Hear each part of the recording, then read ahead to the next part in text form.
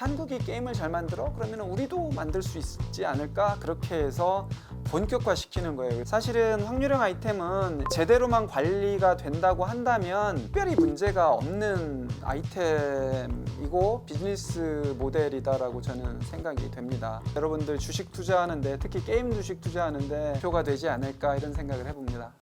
특별한 경제 강의 머니 특강. 안녕하세요, 주식초등학교 여러분. 저는 오늘 특강을 맡은 김정태 교수입니다.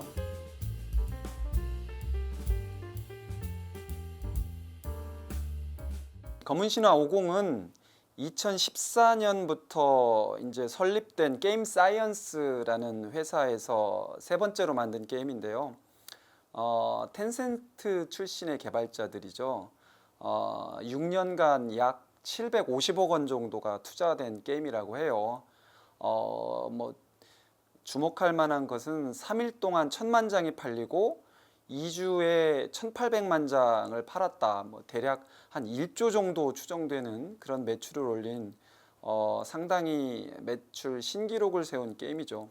검은신화 50이라는 거는 50이라는 말에서 느낄 수 있듯이 이른바 손오공, 즉 서유기죠.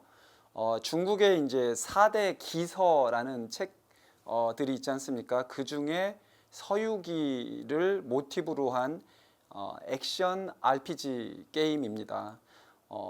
그런데 이 손오공 모티브로 하긴 했습니다만 이게 이제 삼장법사라든지 사오정이라든지 저팔계 뭐 요런 그 많은 이제 젊은 친구들이 익숙한 소재의 게임인데, 그럼에도 불구하고 이제 앞에 검은 신화 이렇게 약간 좀 어두운 느낌을 준 게 좀 특징이기는 하죠.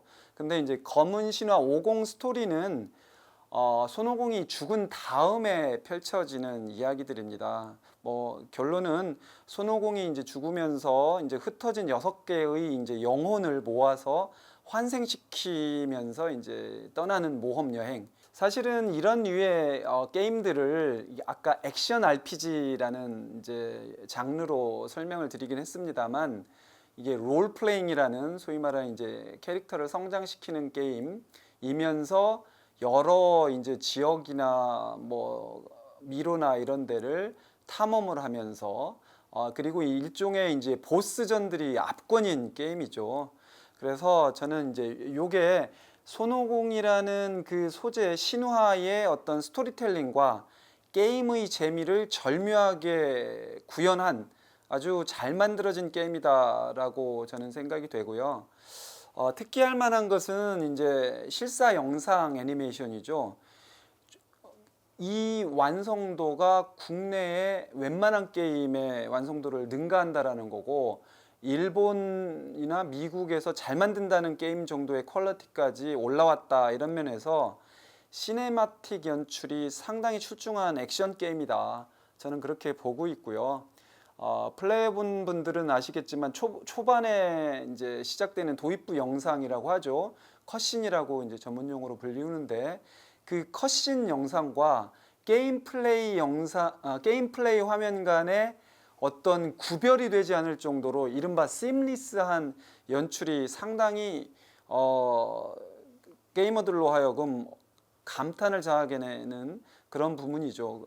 거기에 더해서 이렇게 외관적으로만 어떤 화려한 그래픽이 장점인 게 아니라 이 50 개발진들이 이른바 문해력이죠. 서유기라는 그 고전을 잘 고증하고 재해석하고 그 다음에 게임으로 잘 재현했다, 이런 부분에서 상당히 돋보이는 게임이었습니다. 이제 그럼에도 좀 이러저러한 진행상의 이제 버그 같은 것들이 조금 눈에 띄는데, 그 부분들은 아마 금방 수개월간에 아마 다 해결이 될 것 같아요. 근데 아마 게임 플레이를 해본 분들은 깜짝 놀랐을 부분들 중에 하나가, 특히 이제 VFX라고 하죠. 비주얼 이펙트 부분에 처리가 상당히 좋았습니다. 그러니까 손오공 그 주인공 캐릭터의 뭐 여기 게임에서는 뭐 주인공 사오기 때문에 이제 천명자라고 등장하는 캐릭터죠.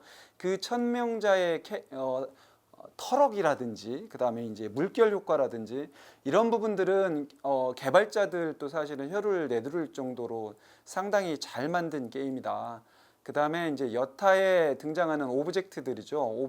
게임 아이템이나 이런 것들이 아주 세세한 것까지도 잘 연출을 하고 묘사를 했더라고요. 그래 특히 이제 어떤 아이템들 같은 경우는 360도 회전을 해서 봐도 아주 그 뒷모습, 옆모습이 잘 구현될 수 있을 정도로 여러 가지 구석구석 잘 연출된 게임이다. 이런 인상을 받았습니다. 이 게임을 사실은 보는 각도에 따라서 이게 이제 액션 어드벤처 혹은 액션 RPG라고 볼 거냐, 소울 라이크 장르라고 볼 거냐, 뭐 의견이 좀 갈릴 수는 있는데 기본적으로는 저는 이제 액션 RPG로 보는 게 맞다라고 봅니다. 그리고 요 액션 RPG, 특히 이제 이 50을 만든 개발진들이 사실 본인들의 이제 초반부 인터뷰에서 출시 전에 이제 인터뷰에서도 본인들이 이제 갓 오브 워라든지 뭐 몬스터 헌터라든지 이런 보스전 게임의 어떤 오마주격인 그런 어떤 의미를 담았다라고 이제 인터뷰할 정도이기 때문에 이거를 뭐 모방이라고 볼 거냐는 저는 뭐 그 부분에는 좀 동의를 하지 않고 그 이른바 이제 액션 RPG 중에서 보스전을 조금 더 그 몰입감 있게 연출을 했다. 뭐 이렇게 표현하는 게 더 좋을 것 같아요. 근데 아시겠지만 이제 갓 오브 워 같은 경우는 사실 그 게임 최초에 출시한 게 거의 20년 가까이 되죠. 2005년경에 이제 그리스 신화 배경으로 나왔을 때 사실 그때도 콘솔 게임 매니아들한테는 굉장히 환호성을 질렀던 그런 기억들이 생생한데요. 그로부터 이제 20년 정도의 시간이 지났긴 했습니다만, 갓 오브 워 같은 경우도 이제 초반에 나왔을 때는 이제 이른바 소위 동영상 부분하고 게임 플레이 부분이 이제 약간 좀 이질감이 좀 느껴지는 그런 연출이 있었고, 그 이후로도 이제 뭐 그리스 신화 이제 원래는 이제 스파르타 그쪽 이제 전쟁을 기반으로 한 그런 게임으로 시작을 했다. 이제 그리스 신화 전반에 걸쳐서 북유럽 신화까지 이제 세계관을 넓혀 갔다고 한다면 그러한 이제 세월에 거친 20년 가까운 세월의 어떤 그 기술력 노하우 같이 5편, 6편 정도를 출시했지 않습니까? 근데 그거를 단박에 따라잡을 정도의 어떤 수준을 높였다라는 부분에서 저는 요 부분은 상당히 좀 중요한 맥락이라고 봅니다. 물론 이제 그거 말고 뭐 다크 소울 시리즈라든지 뭐 엘든링 같은 어떤 소울라이크류의 게임들의 어떤 장점들도 잘 구현을 해서 굳이 표현한다면 뭐 소울 라이트 정도 저는 그런 표현도 뭐 그렇게 나쁘진 않을 것 같다 생각을 해봤습니다. 이게 바로 굉장히 중요한 지점인데요. 그 언론에서도 이제 콘솔 게임이 우리가 갈 길이다 뭐 이런 얘기들을 많이 하거든요, 실제로. 근데 콘솔 게임을 제대로 잘 만드는 거는 상당히 쉽지 않은 그런 기술력과 그다음에 노하우, 그다음에 어떤 그 해당 디바이스에 대한 이해도 이런 것들이 이제 잘 점철되어야 가능하거든요. 그런데 이 50 개발진들이 이제 6년 정도의 개발 기간이 걸렸다는 부분에서 이게 상당히 어떤 축적된 기술력 이런 것들을 농축해서 낸 어떤 잘 만든 게임이다. 근데 이제 요거는 역사가 약간 있습니다. 어떤 거냐면은요. 중국 같은 경우는 사실 국내하고는 이제 여러 가지 그 경제적 환경이나 뭐 이런 게 좀 다르지 않습니까? 아무래도 이제 사회주의나 공산주의 개념이기 때문에 정부에서 일단 한번 우리 게임 한번 잘 만들어 보자라고 하면 그쪽에 대폭적인 지원을 해줍니다. 예를 들어서 아까 개발비를 추산하기를 한 750억 정도라고 말씀을 드렸는데 그 750억이라는 금액은 우리나라의 2025년도 내년이죠. 내년 게임 산업 전체 지원액을 능가하는 금액이에요. 그리고 이제 중국의 개발비하고 한국의 어떤 개발비 수준을 고려한다면 요거는 1,000억 가까운 정도의 투자비라고 봐야 되는 거거든요. 그런 면에서 이제 중국이 이렇게 두각을 나타냈던 이 콘솔 분야에서도 이제 나타냈던 거는 정부의 전폭적인 지원과 그다음에 그 텐센츠라는 그 회사에서 어찌됐든 스핀오프한 회사이기 때문에 그 회사에서 지속적으로 이제 이렇게 뭐 물심양면으로 도와준 게 아니냐 이렇게 볼 수가 있고요. 여기엔 약간의 역사가 있는데 한일 그 월드컵이 2002년도에 있었지 않습니까?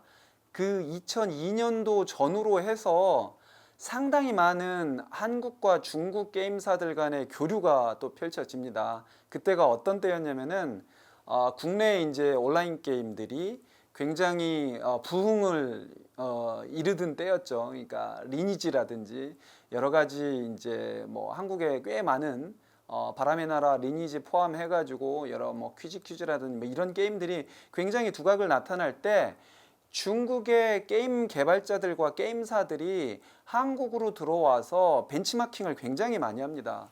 그 중에 이제 그 미래의 전설 같은 게임을 아예 그 IP를 사다가 중국에서 대히트를 시키는 등 상당히 큰 이제 게임의 가능성을 보고 여기에 그들은 그치지 않은 거예요. 그러면서 이제 한국 게임 개발자라든지 아예 개발사들까지도 이제 중국으로 전부 다 영입을 하는, 그래서 중국의 이제 상해라든지 뭐 북경 인근에는 한국 개발 그 기업들을 센터로 크게 지원하는 이런 것 같은 파격적인 지원들도 했었습니다. 그러다가 이제 2010년경에 이게 굉장히 중요한 대목인데요. 중국에서 이른바 문화공정이 시작이 됩니다. 이 문화공정이라는 거는 동북공정, 뭐 문화공정 많이 들어보셨죠? 그래서 한국 같은 주변 나라에 있는 문화들을 다 중국의 메인 문화로 편입시키려는 그런 노력들을 하는 거예요. 그래서 한국이 게임을 잘 만들어? 그러면 우리도 만들 수 있지 않을까? 그렇게 해서 본격화시키는 거예요. 그래서 그때 문화공정에 이제 한복이라든지 한국의 뭐 한식 같은 것들도 전부 다 중국 문화로 이제 편입시키려는 그런 노력들을 많이 해요. 최근에 히트했던 뭐 흑백 요리사 같은 경우도 중국 그 저기 시청자들이 막 댓글을 달아서 왜 중국 음식을 갖다 한국 음식이냐라고 하는 정도의 그런 인식들이 사실은 2010년도 부분부터 시작이 된 거예요. 이러다가 그들의 노력은 이른바 문화공정 노력은 훨씬 더 교묘해지는 거죠. 이른바 뭐 사드 사태로 인해서 이제 한한령이 2016년께 시작되지 않습니까? 그때 어떤 일을 벌였냐면 아예 한국 게임들은 아예 판호를 받지 못하게 하는, 이 기간이 한 5, 6년 정도까지 가요. 그러다 보면서 뭐냐면은 한국 게임들은 웬만한 게임들은 기존에 이제 판호 받은 게임들 외에는 서비스를 못하게 하는 거예요. 그러면서 아마 중국 내에서 와신 상담하여 야, 우리 온라인 게임뿐만 아니라 콘솔 게임까지도 한번 장악을 해보자라는 노력의 산물이지 않았을까, 뭐 그렇게 추정을 해보고요. 그래서 여튼간에 이제 2020년대 이후에는 뭐 원신이라든지 뭐 붕괴라든지 뭐 이런 굉장히 스타일리시한 게임들이, 대작 오픈월드 게임들도 많이 등장을 하는 게 이러한 어떤 철저한 관주도의 그 문화공정의 일환으로 시작은 됐고, 이제 관에서 주도했지만 이제 기업들도 적극적인 어떤 지원을 해줘서 지금의 이런 트리플 A급 콘솔 게임이 등장을 할 수 있지 않았을까, 그렇게 분석을 할 수 있을 것 같습니다. 아주 이제 쉽지 않은 질문이고요. 그럼에도 불구하고 이제 게임 엔진이라는 게 있지 않습니까? 게임을 좀 잘 만들게 해주는 어떤 자동차 엔진 같은 게임 엔진, 그 중에 이제 언리얼 엔진도 그렇고 뭐 유니티라는 엔진도 있는데 이 게임이 이제 언리얼 엔진의 덕을 많이 봤다라는 얘기를 해요. 그 얘기는 뭐냐면은 게임 엔진의 기술력이 많이 좋아졌다, 이렇게 보는 표현이 사실은 더 정확할 것 같고요. 그 다음에 이제 하나 콘텐츠의 연출 완성도 부분에서는 50 같은 경우는 아까 말씀드린 그 개발진들이 탁월한 문해력을 지닌 아주 고퀄리티의 어떤 연출을 해낼 수 있었던 어찌 보면은 굉장히 집중력이 높은 그런 개발자들이 아니었을까 하는 생각이 들고요. 그렇다고 해서 요 50만을 보고 한국의 수준을 뭐 뛰어넘었다 뭐 이렇게 예단하기는 그렇게 쉬운 부분은 아닙니다. 그럼에도 불구하고 지금은 아까 이야기 드렸던 그 게임 엔진 기술력이 원체 좋아졌고요. 그 다음에 그에 더하여 이제 챗GPT로 포함되는 생성형 AI 기술들도 너무 좋아져서 어떤 뭐 코딩에서 주는 그 기술적 장벽은 조금 완화되어서 국가 간의 어떤 기술의 평준화 쪽으로 가는 게 아니냐 이렇게 생각이 듭니다. 그래서 뭐 혹자는 뭐 50 이게 뭐 2천만 장 정도는 지금 무난히 아마 돌파를 했을 거고 연말까지 가면은 뭐 그 이상 갈 거다 하는 그런 이제 예측을 합니다만 일본이나 이제 미국의 콘솔 게임들 잘 팔리는 건 뭐 억장, 1억 장 팔리는 게임들도 있기 때문에 너무 그렇게 우리가 걱정하는 거는 또 기우일 수도 있다. 왜냐? 콘솔 게임이 최근에는 또 아까 잠깐 설명드렸던 대로 그 이른바 퍼스트 파티라고 불리우는 이제 그 콘솔 홀더들이죠. 이제 엑스박스라든지 이제 플레이스테이션을 만드는 소니, 뭐 MS, 닌텐도의 그 게임기만의 고유의 특성들을 예전만 못하다. 그러니까 무슨 얘기냐면은 성능 좋은 PC에다가 컨트롤러를 이제 엑스박스 컨트롤러나 플레이스테이션 컨트롤러를 장착을 하면 콘솔에서 느끼던 게임감을 느낄 수도 또 있게 되어 있어요. 그리고 스팀이라는 그 이제 판매 사이트에서 이런 부분들을 어느 정도 이른바 크로스 플랫폼이 가능한 정도로 좀 풀고 있는 상황이기 때문에 그 부분에 대해서는 좀 뭐라고 예단하기는 조금 어려운 상황이다. 그럼에도 놀라웠던 거는 콘솔이 지원을 하는데 이런 정도의 완성도를 높였다. 이거는 상당히 고무적인 것만은 틀림없다라고 볼 수 있습니다. 중국은 우리가 절대로 포기할 수 없는 시장이죠. 뭐 14억인지 15억인지도 사실은 알려지지 않을 정도고 14억 인구의 이제 뭐 통계 자료에 의하면 그렇죠. 14억 인구의 80%가 인터넷이 보급됐다고 해요. 그러면 그게 11억 명 정도가 됩니다. 근데 현재 기준으로 이들 중에 절반 정도 이상이 게임을 즐긴다고 해요. 근데 중국의 어떤 문화 수준들이 계속 높아지고 인터넷 보급률이 높아지고 그다음에 인터넷 그 스피드가 계속 높아진다고 한다면 10억 명 이상 넘어가는 그거는 시간 문제다. 그리고 또 더욱 이제 우리가 사실은 좀 부럽기도 한 부분인데요. 중국 대륙이 굉장히 광활하지 않습니까? 우리나라의 뭐 4, 50배 정도에 달하는 그 광활한 대륙의 구석구석에 있는 전승 신화, 그러니까 게임에 아주 굉장히 유리한 소재들이 많다라는 부분에서 중국은 우리가 결코 포기할 수 없는 시장이다. 굉장히 저는 뭐 중국과의 어떤 콜라보라든지 연계 개발이라든지 아니면 같은 R&D 개발 같은 것도 저는 열심히 해야 되는 그런 상황이다라고 보여집니다. 즉답을 드린다면은 한국 게임 시장은 이제 좀 기형적인 상태가 되어 있다. 기형이라는 게 뭐 두 가지 측면이죠. 플랫폼적으로도 기형적이고 그다음에 장르적으로도 좀 다소 기형적이다라고 보는 게 맞을 것 같습니다. PC 게임 산업이 1990년대죠. 지금으로부터 이제 한 30년 전에 게임 산업이 이제 PC 기반으로 시작이 됐어요. 그때 콘솔 게임도 사실은 많이 유입이 되기는 했었습니다만 어떤 일들이 벌어졌냐면요.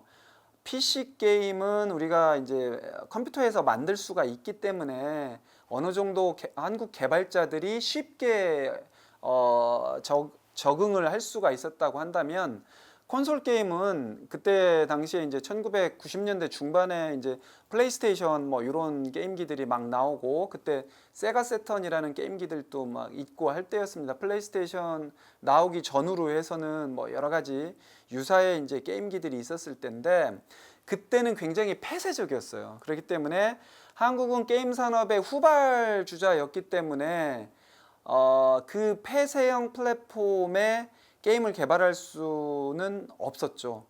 물론 국내 게임사들 중에 이제 열심히 그쪽에 그 노크를 하고 도전을 하는 게임사들이 있었긴 했습니다만 한국에 그때 어떤 일이 벌어졌냐면 IMF 사태가 벌어져요. 그래서 한국 전체의 경제 인프라 자체가 흔들려지는 그런 상황이 있었고 또 PC 게임들 같은 경우는 PC 게임으로 나오는 게임들은 어떤 일이 벌어졌냐면 불법 복제라는 그런 또 악재가 덮치면서 한국 게임사들은 눈을 돌려서 온라인 게임으로의 어떤 전환을 빨리 이제 이루게 됩니다. 그러면서 이제 완전 이제 온라인 게임과 네트워크 지원 게임이라는 뭐 이런 미세한 또 장르의 차이가 있기는 합니다만 어쨌든 온라인을 지원하는 전용 온라인 게임이 이제 리니지라든지 아니면 뭐 바람의 나라 같은 게임이 있었다고 한다면 이른바 네트워크 지원되는 이제 스타크래프트 같은 뭐 디아블로라든지 뭐 커맨드 컨커라든지 레인보우라든지 이런 PC 기반이긴 한데 네트워크 지원되는 게임 그런 축이 하나 굉장히 활성화가 되고요. 왜 그러냐면 이제 부모들이 전부 이제 그 명퇴 나와서 PC방이 24,000개 정도까지 늘어나는 그런 우리의 이제 뼈아픈 어떤 약간 흑역사가 있었고요. 그렇게 해서 PC방과 온라인 게임 산업이 어떤 이제 활성화되는 그런 상황으로 되고 그런데 이제 2000년대 넘어가면서부터는 어떤 일들이 벌어지냐면 아케이드 게임 쪽도 어느 정도 이제 활성화를 시키는 듯 하였어요. 이른바 이제 아케이드 게임 플랫폼은 이제 오락실 게임이라고 보시면 되죠. 근데 안타깝게도 2000년대 초중반에 그 상품권과 이 아케이드 게임이 절묘하게 만나면서 바다 이야기 사태가 2005년 정도에 또 터져버립니다.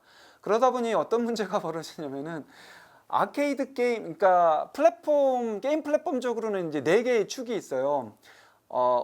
PC 베이스의 온라인, 그 다음에 모바일, 그 다음에 콘솔, 아케이드 이렇게 네 가지 측면으로 나누어지는데 그 중에 콘솔과 아케이드가 거의 이제 괴멸되는 상태가 되고 그때까지는 2000년대 초반까지는 이제 PC 기반이 조금 우위에 있어서 PC 기반이 70%, 모바일 기반이 이제 한 30%였는데 2010년대쯤에 스마트폰이 또 굉장히 보편화되면서 지금은 이제 그게 역전이 되죠. 그래서 스마트폰 기반의 게임이 이제 60%에서 70% 정도까지 막 오르내리고 있고요.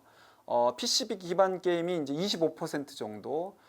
콘솔 게임은 해봐야 뭐 이거는 1.5%에서 이제 4, 5%까지 이제 통계에 따라 약간 다르긴 합니다. 굉장히 미미한 상태예요.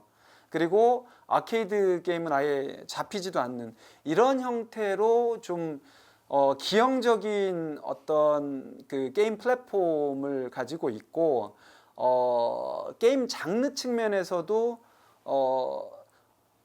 어찌 보면은 무료로 게임을 하다가 부분 유료화 모델로 되다 보니까 확률형 아이템에 의존하는 MMORPG류 이쪽이 굉장히 시장 점유율도 높은 상태고요.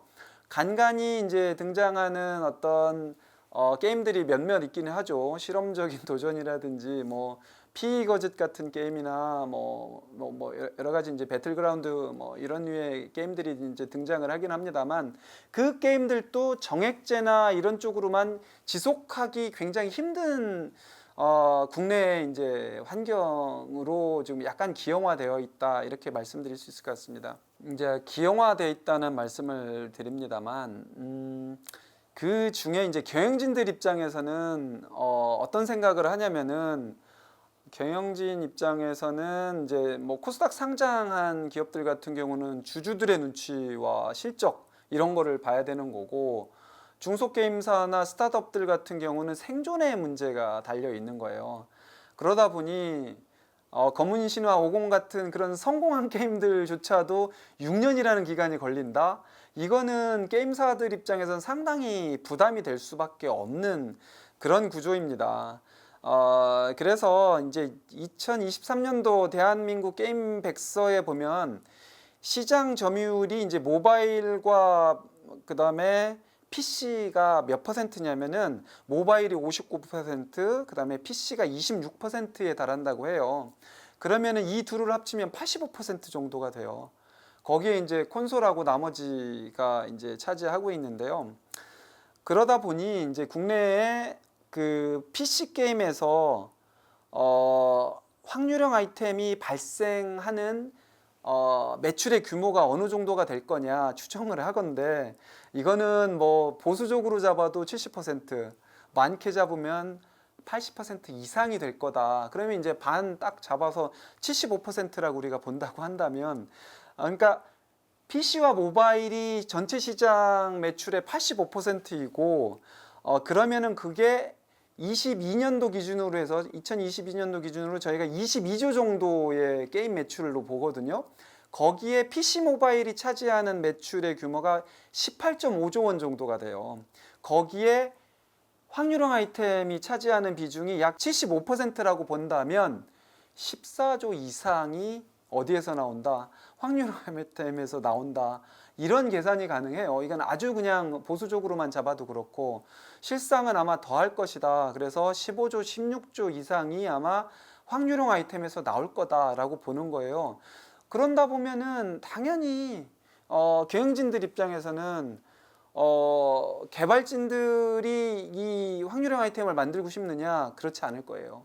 근데 경영진들 입장에서는 돈이 되고, 그 다음에 1, 2년 앞을 내다볼 수 있는 수익 모델을 찾다 보니 이쪽에 아무래도 눈을 돌릴 수밖에 없는 구조다. 그리고 이제 아까 PC 패키지 게임 얘기를 잠깐 드렸었는데, PC 패키지 게임 같은 경우는 이제 정액으로 해서 뭐 33,000원, 55,000원, 뭐 6만원, 뭐 7만원 이렇게 팔 수가 있잖아요. 근데 한국은 그 시장이 거의 괴멸된 시장이에요. 그렇기 때문에 이런 확률형 아이템 기반의 어떤 부분 유료화 판매 외에는 현재는 사실은 다른 그 비즈니스 모델을 만들기 상당히 어려운 형태다. 예, 이렇게 볼 수 있을 것 같습니다. 2000년대 중반 정도까지는 사실은 그러니까 2010년 정도죠. 2010년 정도까지는 이제 모바일 게임이 이렇게 득세하기 전까지죠. 온라인 게임으로 해서 이제 확률형 아이템 도입된 거를 이제 약 2005년도 정도로 보죠. 그래서 2005년도부터 2010년도까지는 어떻게 보면 정착기라고 볼 수가 있죠. 근데 2010년 이후부터는 게이머들이 굉장히 많이 유입되면서 매출도 또 많이 커지면서 그 게임 운영사에서 아마 본인들이 알 수도 모를 수도 있는 그런 어떤 본인들 주장으로는 휴먼 에러라고 해요. 사람의 뭐 인간 오류 뭐 이런 얘기죠. 휴먼 에러가 있었을 것이다라고 추정이 되고, 원래는 이게 이제 확률을 그 제대로 고안만 한다면 이런 휴먼 에러는 사실 나올 수가 없어요. 그래서 그때 한참 논란이 있었을 때도 이거는 아마 경영진들이나 일부 개발진들의 어떤 윤리적인 어떤 모랄 해저드가 있지 않았을까, 뭐 그렇게 여겨지기 때문에 사실은 확률형 아이템은 이거는 제대로만 관리가 된다고 한다면 특별히 문제가 없는 아이템이고 비즈니스 모델이다라고 저는 생각이 됩니다.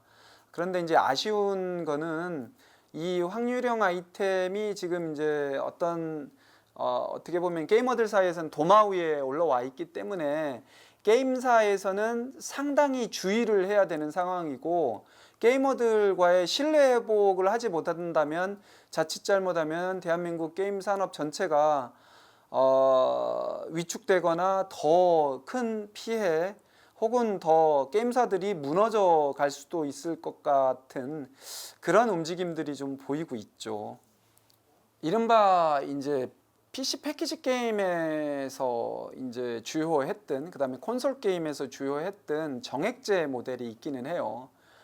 그리고 이제 뭐 배틀 패스라든지 뭐 시즌 패스라든지 뭐 여러 가지 것들이 있는데, 과연 근데 국내 게이머들이 이렇게 무료에 익숙해져 있는데 이거를 정액제나 구독형으로 갔을 때 얼마나 많이 전환될 것이냐, 그거는 사실은 알 수가 없어요. 그래서 게이머들이 어떤 성숙된 어떤 게임 플레이 문화 의식을 좀 보여준다고 하면은 충분히 그 부분도 가능은 할 수는 있겠습니다만, 아직까지는 아마 장담하기는 굉장히 어렵다라고 보는 측면이 있어요. 물론 간간히 이제 성공적인 그 시즌제라든지 뭐 정액제가 어느 정도 이제 성과를 이루는 그런 사례가 나오기는 합니다만, 지금까지 보건대는 조금 한국에서는 아직까지는 시기상조가 아닐까. 그럼에도 불구하고 저는 몇 년 전부터 이 정액제 모델을 굉장히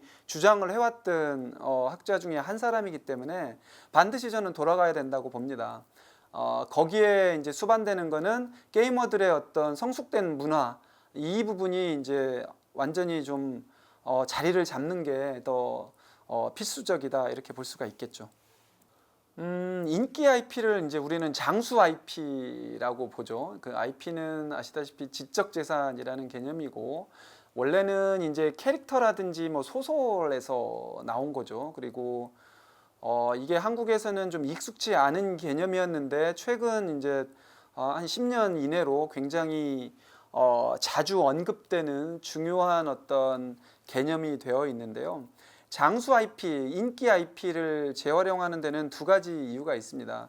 첫 번째는 뭐냐면은 오리지널 IP, 완전히 이제 새로 IP를 만드는 것은 우연 부담이 굉장히 커요. 그래서 성공률이 높지가 않습니다. 그렇기 때문에 게임사에서 이제 완전 창작 오리지널 IP를 만들 때 여러 가지 난관에 그 부딪히기 십상이죠.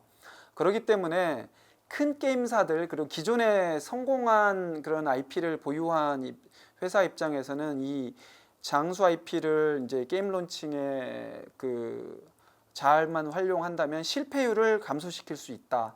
이런 첫 번째 장점이 있고, 두 번째 장점은 이제 기존 게임 예를 들면 뭐 리니지 관련한 뭐 리니지 수집형 뭐 게임을 만든다 그러면 소위 집 나갔던 게이머들을 다시 불러들이는 효과들이 있는 겁니다.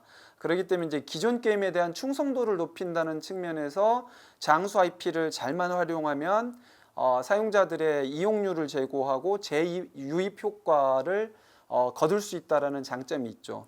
물론 이제 단점도 있습니다.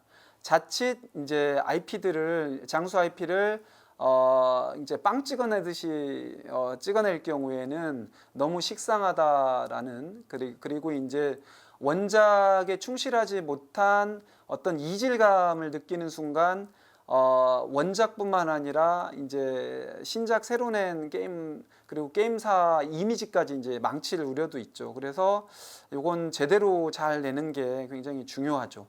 장수 IP의 성공 사례 같은 경우는 이제 국내 게임사의 사례로 든다고 하면 일단은 리니지 IP가 굉장히 큰 성공 사례죠. 1998년도부터 시작을 했으니까 벌써 26년이나 되는 이런 장수 IP가 있고요.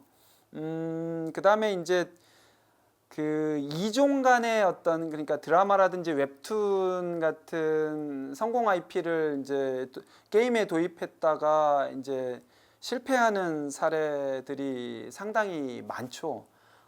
대표적으로 뭐 킹덤을 소재로 한, 넷플릭스에서 엄청난 성공을 거뒀던 킹덤 게임을 국내에 이제 꽤 유명한 게임사들이 만들긴 했습니다만, 사실은 아쉽게도 게임성과 여러 가지 연출력 이런 거 부족으로 그 2년도 안 돼서 지금 접어야 되는 운명에 처하는 이런 사례도 있고요. 뭐 국내 게임 IP를 이제 재활용하다가 뭐 여러 가지 재미를 못 보는 사례들은 그 밖에도 이제 여러 가지가 많습니다. 이게 게임 산업도 흥행 산업이다 보니까 이제 이런 일들이 발생을 하는 겁니다. 뭐 아마 우리 시청자 여러분들도 잘 아시는 최근에 이제 논란이 됐던 엔터 비즈니스 업계 이제 유명 프로듀서와 이제 그 엔터 기업 총수와의 어떤 그런 논란 이런 게 사실은 대표적인 사례라고 보시면 됩니다.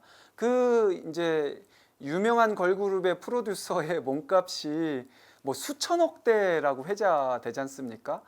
게임에서도 사실은 그에 못지않은 흥행을 거두는 게 비일비재한데 게임사 입장에서는 그에 걸맞은 대우를 못 해주기 때문에 생기는 그런 흥행산업에서 오는 어떤 한계다 이렇게 볼 수가 있는데요. 근데 가능하면 어떤 모델이 가장 좋은 거냐면 그러한 성공 PD라든지 성공 개발자에 대해서는 게임사에서 적절한 그 인센티브를 제공하면서 관록 있는 개발자들을 좀 잘 윈윈할 수 있는 장기 근속할 수 있는 그런 모델을 만들어가는 게 가장 바람직하죠. 근데 이제 경영진들과 그런 유명 스타 개발자와 PD들이 납득하기 어려운 사실은 그 상황이잖아요. 그렇기 때문에 지금 이제 독립을 하게 되는데 이렇게 원만한 타협점을 찾지 못하고 이렇게 독립을 하는 경우가 생긴다고 한다면 그들을 방치해 둘 게 아니라 함께 상생할 수 있는 방안을 모색하는 게 좋다라고 봅니다. 그래서 할 수만 있다면 좀 일정 부분을 좀 투자를 해준다든지 자연스러운 스핀오프 개념으로 해서 이제 유대 관계를 지속적으로 이어가는 게 맞다 이렇게 봐요. 근데 실제로 이렇게 이탈한 개발자들이 성공할 확률은 굉장히 희박해요. 그 본인들 생각에는 굉장히 잘할 수 있을 거라고 보여지지만 잔존율이 좀 낮기 때문에 어떤 게임 생태계에는 약간의 이제 매기 효과 같은 역할을 할 수는 있습니다만 자칫 잘못하면은 그 유명 개발자들이 도태되어서 이제 게임 생태계를 떠나는 그런 일도 너무 많습니다, 실제로. 그렇기 때문에 가능하면 생태계 안에서 잘 어우러질 수 있는 그런 모델들을 게임 경영진들과 개발진들 간의 어떤 원만한 그 해결책들을 마련하는 게 전 제일 좋다고 생각이 됩니다. 지금 이제 NC는 저는 그 어떤 저력이 있는 회사이기 때문에 아마 개발자들의 자존감을 좀 더 높여주고 그리고 경영진들도 좀 파격적이고 좀 실험적인 도전을 좀 지속해 간다면 저는 그 국내에 살아남을 몇 안 되는 회사다라고 이렇게 저는 평가를 하는 편입니다. 이제 그럼에도 불구하고 최근에 이제 악재를 만났죠. 뭐 그 리니지의 이제 확률형 아이템이라든지 뭐 이런 게 도마 위에 올라와서 상당히 고전을 했고 TL 같은 이제 트론 앤 리버티 같은 경우 국내에서는 사실은 큰 성과를 못 거두죠. 그 이유 중에 하나가 확률형 아이템을 이제 최소화시키는 전략을 세웠지 않습니까? 그랬기 때문에 이제 큰 성과 이게 리니지의 다른 게임의 성과에 비해서 안 좋았다라는 거지. 트론 앤 리버티 자체가 안 좋았다라는 건 아니었거든요. 근데 요게 이제 어떤 이제 아마존 퍼블리싱의 어떤 그 노하우와 결합이 되면서 저는 상당히 긍정적으로 보고 이 아마존이라는 그 회사 자체도 알겠지만은 뭐 롱테일 법칙부터 해서 세계 쇼핑몰 전체를 이끌었던 리딩 그룹이거든요. 그렇기 때문에 기본 이상은 계속 할 것이다 라고 보고요. 또 하나 역설적이게도 해외 게이머들이 한국의 이런 확률형 아이템 포함해 가지고 초기에 무료 그 다음에 부분 유료로 진행되는 이 모델에 어느 정도 좀 눈을 뜨는 그런 형국이에요. 그래서 모바일이나 온라인 쪽에서도 부분 유료 모델이 외려 해외 게이머들한테는 좀 신선한 모델로 이렇게 평가하는 그런 사례들도 늘어나면서 저는 뭐 장기적으로는 어느 정도 성과는 좀 계속 이어가지 않을까, 그렇게 저는 전망을 하는 게 맞다라고 보여집니다. 그리고 이제 만약에 이제 확률형 문제가 좀 또다시 이제 해외에서도 부담이 된다고 한다면 전략을 수정을 해서 여러 가지 시즌제라든지 이제 구독제 같은 경우로 얼마든지 전환을 시킬 수 있는 그 유연성은 충분히 있다고 보여지거든요. 그 부분에 대해서는 이제 아마존 게임즈의 이제 노하우들이 어느 정도 잘 작동할 것이다, 그렇게 저는 보는 편입니다. 지금 현재로는 국내 이제 게임사들과 그 어떤 게이머들 간의 이 불신의 벽이 너무 높아요. 사실은 이제 학교에 있다 보니까 우리 제자들한테도 그 리니지류의 게임을 얼마나 플레이했는지 하면은 거의 하지 않는다라는 얘기해요. 그래서 이제 국내 국산 게임들은 믿고 거른다라는 어떤 자주 섞인 표현이 나올 정도로 굉장히 좀 심각한 상황입니다. 그래서 게임사들은 저마다 할 것 없이 국내 게이머들과의 어떤 그 신뢰 회복, 그다음에 함께 그 게임 생태계를 유지 발전시킨다라는 큰 틀에서의 협력, 이런 게 굉장히 중요하다고 봅니다. 그래서 신뢰 회복이 첫 번째 우선 과제이고요. 그 다음에 이제 게임 산업계 전체에 드리워져 있는 부정적인 인식이 아직도 굉장히 강합니다. 특히 이제 게이머들뿐만 아니라 학부모들의 어떤 게임을 바라보는 시선은 거의 최악의거든요. 그런 면에서 어떤 이런 부정적인 인식을 개선하는 플랜 중에 하나로는 e스포츠 문화와 잘 이제 콜라보해서 양성화시키는 이런 노력이 굉장히 중요하고, 그 다음에 이제 게임의 어떤 순기능을 잘 보여주는 디지털 치료제라든지 여러 가지 이제 게임의 어떤 교육 게임이라든지 이런 순기능을 보여주는 기능성 게임들이 좀 많이 있거든요. 그런 부분을 좀 더 장려시킨다든지, 아니면은 좀 더 나아가서 게임의 어떤 예술성을 높일 수 있는 예술적 게임을 좀 적극적으로 장려하는 이런 노력들도 좀 필요하다. 이거는 아마 정부에서 하기에는 쉽지는 않을 거니 게임 산업계에서 큰 게임사들이 아마 제도적으로 좀 잘 운영을 하면 굉장히 좋을 것 같다는 생각이 들고요. 또 하나는 웹툰이라든지 만화, 드라마 이런 쪽, 특히 이제 웹툰이거든요. 웹툰의 어떤 그 관람자들과 게임 플레이어들과는 상당히 지금 잘 어우러질 수 있는 그런 연령층이에요. 그래서 웹툰과 이제 게임의 콜라보라든지 뭐 이런 공동 IP 게임 소재를 이제 이렇게 다각화시키는 노력, 뭐 이런 것들이 좀 필요하고요. 이러한 이제 뒷받침할 수 있는 게임 웹툰을 함께 뭐 진흥하는 그러한 진흥기관이라든지 뭐 이런 것들도 굉장히 중요할 것 같아요. 근데 거기에 이제 정부만의 어떤 지원으로는 좀 한계가 있으니 산업계에서도 좀 적극적으로 이런 진흥기구를 좀 이렇게 체계적으로 장기적으로 좀 지원하는 이런 것들도 좀 필요할 것 같고, 거기에 이제 좀 더 나아가서 할 수만 있다고 한다면 산학 프로젝트, 그죠? 뭐 게임 관련 대학들이나 게임 관련된 뭐 석사, 박사 이런 연구 인력들을 좀 체계적으로 잘 지원하고 인디 게임들 같은 거를 함께 잘 개발을 한다면 저는 국내 게임 산업을 재도약하는데 크게 도움이 될 수 있을 거다 생각이 됩니다. 우선적인 부분은 이제 게임 주식 같은 경우는 국내 어떤 게임 기술력이나 그 다음에 어떤 소위 말해서 이제 순이익이라는 부분이죠. 그런 거 보면은 다른 산업에 비해서는 굉장히 저평가된 게 틀림없습니다.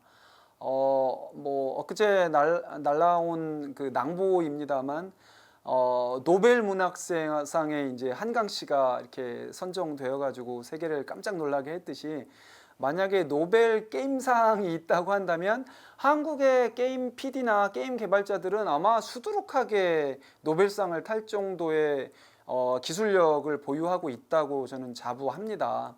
특히나 지금 뭐 K-팝이나 K-컬처 이런 게 지금 뭐 굉장히 국제적인 수준으로 올라왔다고 이제서야 얘기하는데요.